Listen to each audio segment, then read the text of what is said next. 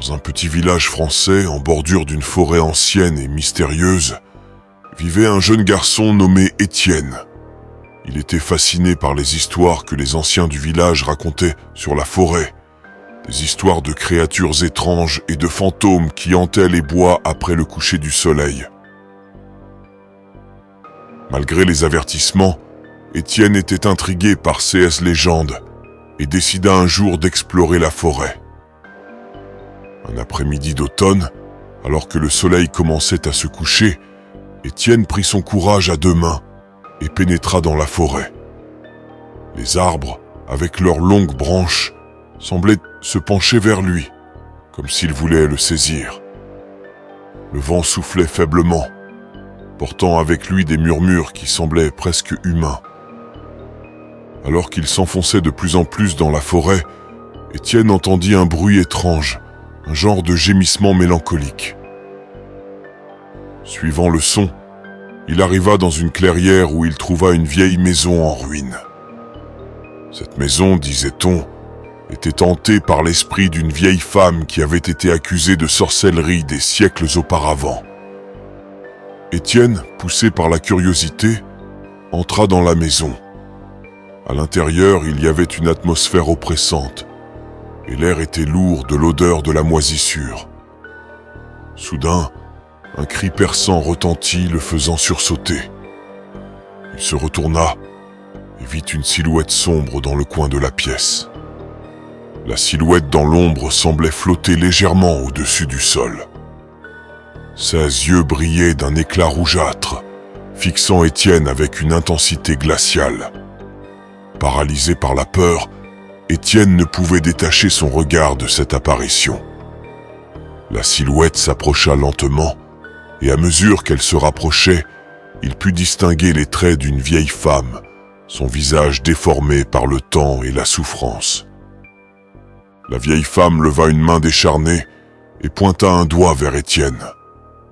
Sa voix, un murmure rauque, résonna dans la pièce. « Tu ne devrais pas être ici, enfant. Les secrets de cette forêt ne sont pas faits pour les vivants. » Étienne, rassemblant son courage, demanda à la vieille femme ce qu'elle voulait dire.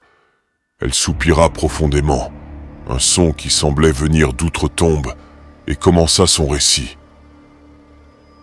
Il y a des siècles, la forêt était un lieu sacré, protégé par des esprits anciens. Mais les hommes, dans leur cupidité, avaient profané ces lieux, déclenchant la colère des esprits.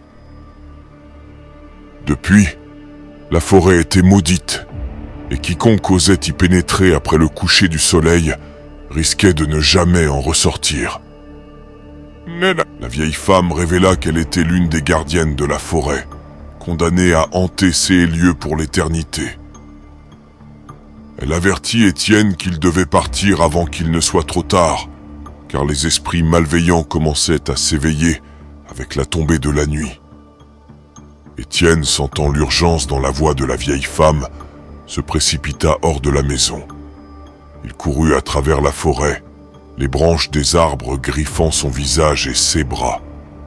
Il entendait des bruits étranges tout autour de lui, des murmures et des rires malveillants qui semblaient le poursuivre.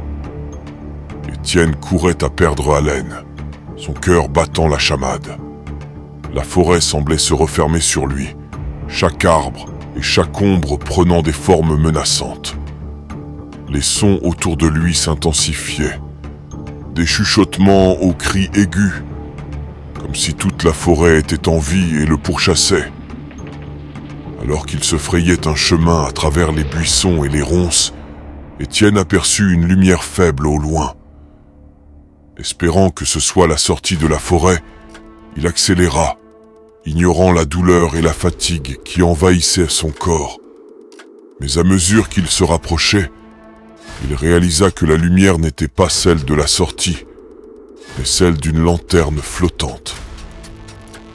La lanterne était suspendue en l'air, sans personne pour la tenir. Sous elle, il y avait une silhouette d'un enfant, immobile, comme si elle attendait Étienne.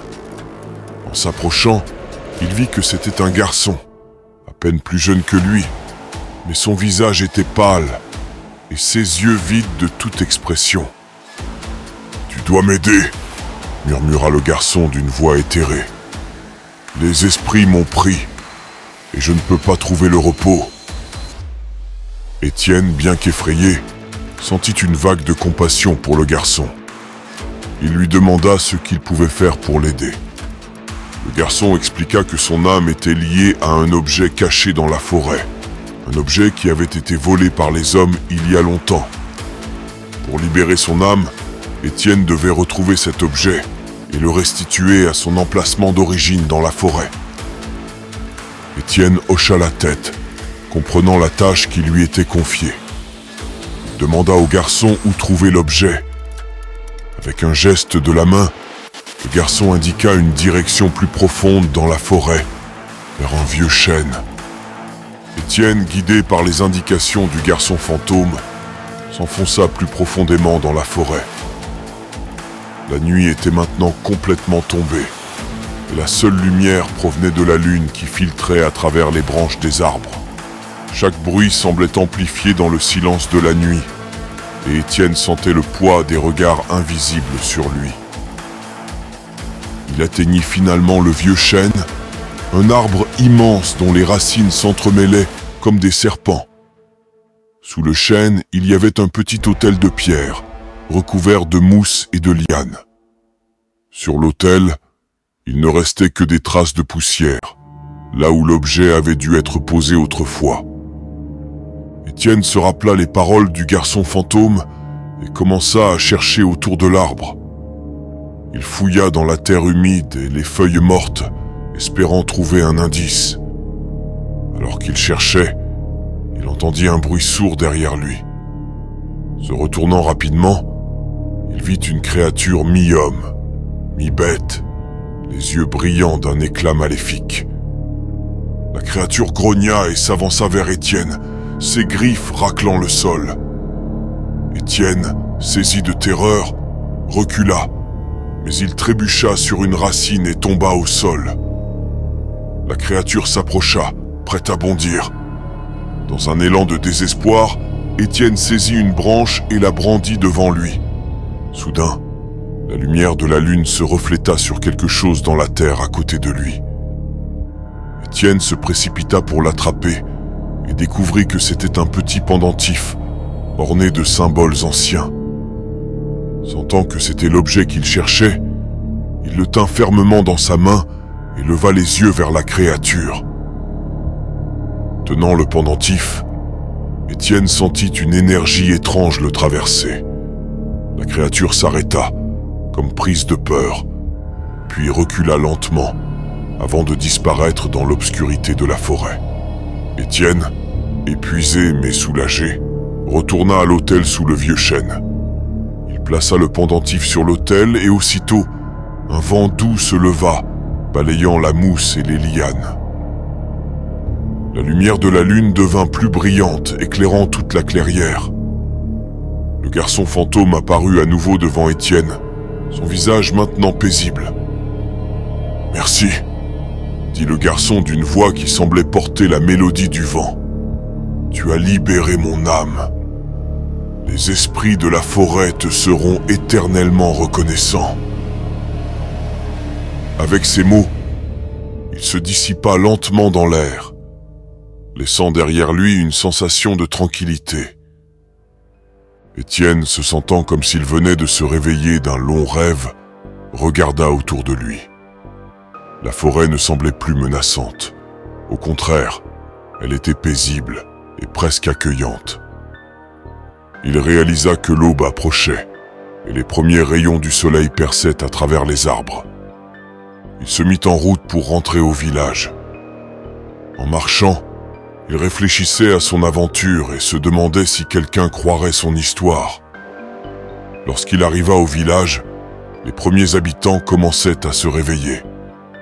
Étienne raconta son aventure, mais il ne fut pas surpris de voir que peu le croyaient. Cependant, pour Étienne, cette expérience avait changé sa perception du monde. Il avait vu et vécu des choses que peu pouvaient le comprendre. Et chaque fois qu'il passait près de la forêt, il Il sentait un lien spécial avec elle, un secret partagé entre lui et les esprits qui la gardaient.